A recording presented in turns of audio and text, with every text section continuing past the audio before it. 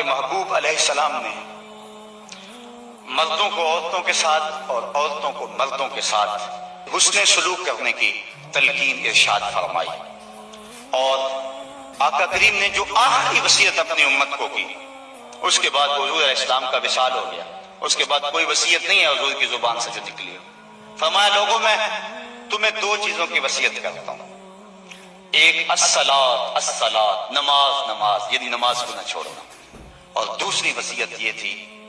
کہ میں دو کمزوروں کے بارے میں تمہیں اللہ سے ڈراتا ہوں، ایک غلام اور دوسری تمہاری بیویاں، ان دو کمزوروں کے بارے تمہیں اللہ سے ڈراتا ہوں، ان پہ ظلم نہ کرنا، انہوں نے بھاگ تو جانا نہیں ہے، گھر سے نکل تو جانا نہیں ہے، تو ان پہ ظلم کرو گے تو یہ دکھی ہو جائیں گے۔ تو آقا کریم علیہ السلام نے فرمایا ان دو کمزوروں کے بارے میں تمہیں اللہ سے ڈراتا ہوں، بلکہ اس قدر حضور نے عورتوں کی نزاکت کا لحاظ رکھا۔ ایک سفر پہ تھے، ایک شخص اونٹوں کو ہانک رہا تھا، اس کا نام تھا انجشا، تو وہ جلدی جلدی اونٹوں کو نا ہانکنے کی کوشش کر رہا تھا تاکہ جلدی پہنچ جائے۔ تو آقا کریم نے فرمایا انجشا آہستہ آہستہ، فرمایا یہ جو اونٹوں کے اوپر عورتیں بیٹھی ہیں ان کی طرف اشارہ کر کے کہا یہ نازک آبگینے ہیں، کہیں ٹوٹ نہ جائیں۔ عورتوں کو نازک آبگینے قرار دیا۔ آج ہمارے معاشرے کے اندر گھروں میں جو جنگ و جدل کا ماحول ہوتا ہے اور عورتوں کے ساتھ جو سلوک کیا جاتا ہے، بتاؤ یہ نازک آبگینے سلامت رہ سکتے ہیں؟ حضور نے تو فرمایا انجشا اپنے اونٹوں کی رفتار کو کم کرو،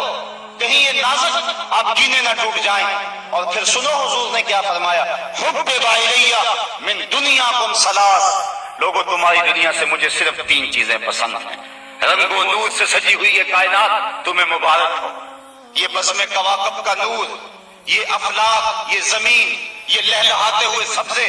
یہ کائنات کا حسن، یہ کوس قضا کی رنگینیاں، یہ پہاڑوں کے رنگ، یہ پربتوں کی کتاریں، یہ مرکن غذائیں، یہ انواع اقسام کے پھل، زندگی کا سارا حسن، یہ موسموں کا نور اور روشنی، سب کچھ تمہیں مبارک ہو۔ فرمایا مجھے تو صرف تمہاری دنیا سے صرف تین چیزیں پسند ہیں، یہ نہیں کہا میری دنیا سے، کہا تمہاری دنیا سے۔ بلکہ ایک حدیث کے لفظ حضور نے یوں فرمایا کہ میری مثال ایسے ہے تمہاری دنیا کے ساتھ جس طرح کوئی مسافر گزر رہا ہو اور راستے میں کوئی درخت ہو اور وہ چند لمحوں کے لیے اس کی چھاؤں میں بیٹھ جائے، تو کہا میں تو چند لمحوں کے لیے رکا ہوں، اور رک کے ایک ایک لمحہ انسان کو زندگی گزارنے کا راستہ بتا گئے ہیں، چند لمحوں کے لیے وہ ٹھہرے ہیں جس پیڑ کے نیچے، سنا ہے آج تک اس پیڑ کا سایہ مہکتا ہے، آج تک وہاں روشنیاں پھیلی ہوئی ہیں۔ تو کہا حبب الیہ من دنیاکم ثلاث، مجھے تمہاری دنیا سے صرف تین چیزیں پسند ہیں، الطیب والنساء وجعلت قرۃ عینی فی الصلاۃ، ایک خوشبو، دوسری منکوحہ عورتیں، اور تیسری میری آنکھوں کی ٹھنڈک نماز میں رکھی گئی ہے۔ تو صاحبو، میرے اور آپ کے آقا و مولا حضور نبی رحمت صلی اللہ علیہ وآلہ وسلم نے یہی ہمیں وصیتیں کی، عورتوں کے ساتھ اس نے سلوک کرنے کا، اور عورتوں کو حکم دیا کہ تم اپنے خامن کے ساتھ اس نے سلوک کرو، بلکہ فرمایا کہ اگر اللہ کے علاوہ کسی کو سجدہ جائز ہوتا تو میں بیوی کو حکم دیتا کہ وہ اپنے خامن کو سجدہ کیا کرے۔ عورت کو یہ بھی اذن نہیں ہے کہ وہ مرد کی اجازت کے بغیر گھر سے نکلے،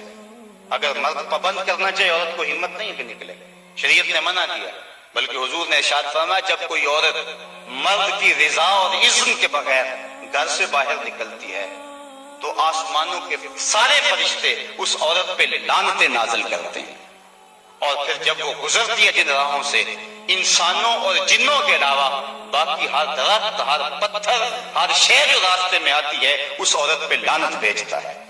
تو عورت کو مرد کے اذن کے بغیر گھر سے نکلنے سے روکا گیا، اس کو کہا کہ تو گھر میں ٹھہری رہنا، تیری یہ وفا کا تقاضا ہے، اور دوسرے مرد کو حکم دیا گیا کہ تو نے اس کا خیال رکھنا ہے، جو خود کھائے اس کو کھلائے، جو خود پہنے اس کو پہنائے،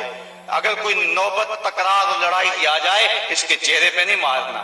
بعض علماء نے کہا کہ اگر مارنا ناگزیر ہو جائے، جس طرح کہ سورہ نساء میں اللہ تعالیٰ نے فرمایا کہ اگر ان سے کوئی ایسا کام سرزد ہو جائے تو پھر ان کو مار دو، تو اس کی شرط لگائی کہ مار علم والی نہ ہو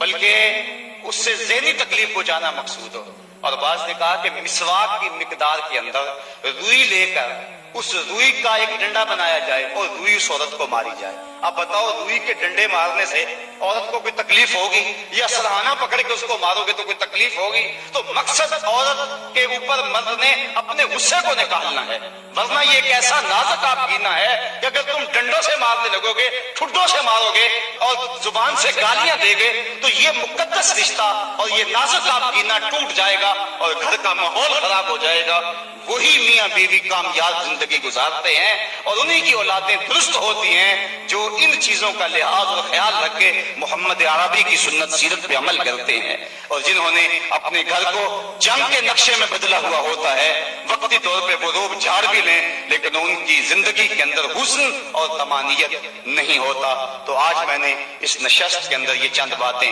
آپ کے سامنے رکھی. اللہ تعالیٰ جل شانہ کی بارگاہ میں دعا ہے کہ مجھے اور آپ کو